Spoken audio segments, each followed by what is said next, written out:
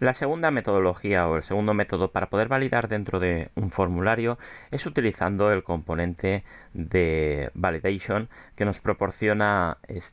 Symfony y que no solo podemos utilizarlo dentro de los formularios, aunque su uso principal es dentro de los mismos, sino que lo podemos utilizar en toda nuestra aplicación, ya que se puede aplicar a cualquier clase, a cualquier función y por supuesto a los atributos. Vamos a ver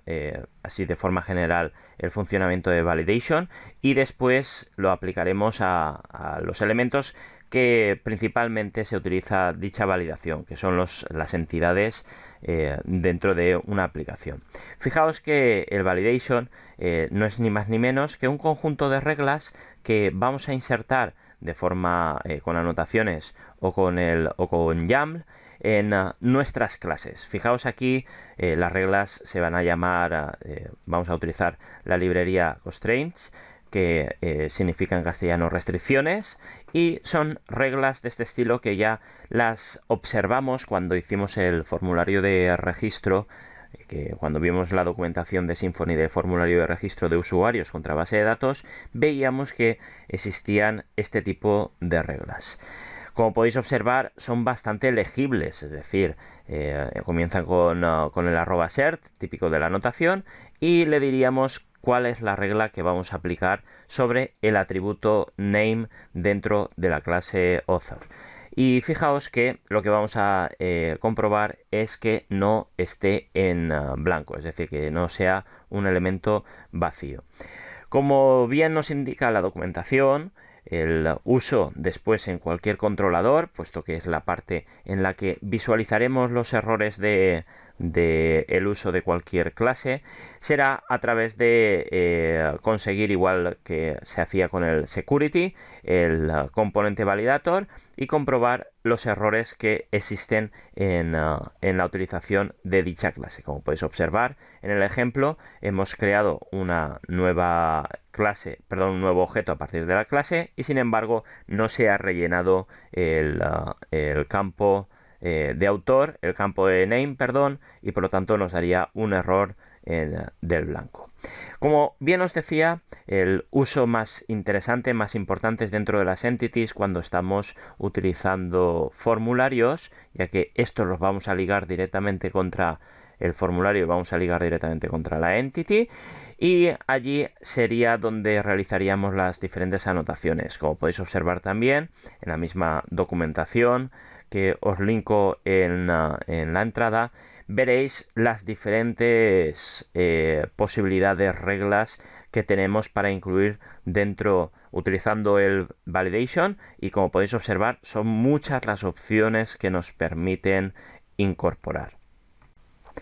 Continuando con nuestro ejemplo del formulario de registro, vamos a incluir no en cliente, esta sería la parte de cliente, puesto que está ligado a la entidad user, nos iremos al user, vamos a incluir, por ejemplo, una restricción sobre el campo, por ejemplo, username, para que no tenga un tamaño mínimo, ¿de acuerdo? Y veáis qué sencillo es incluir estas restricciones. Vamos otra vez a la documentación y lo que estaríamos incluyendo es la restricción de longitud. ¿Veis aquí? Si nos vamos a la documentación de Symfony, la restricción de longitud tiene como opciones un mínimo, máximo,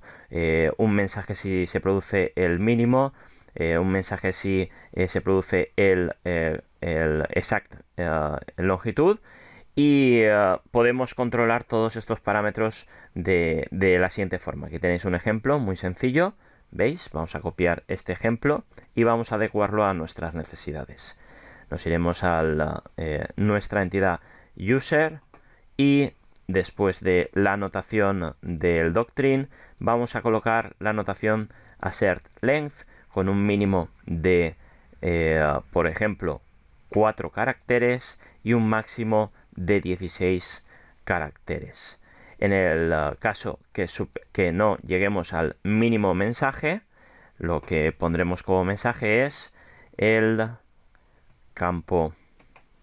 username debe tener como mínimo 4 caracteres. En el caso de que se supere, el campo username debe tener como máximo 16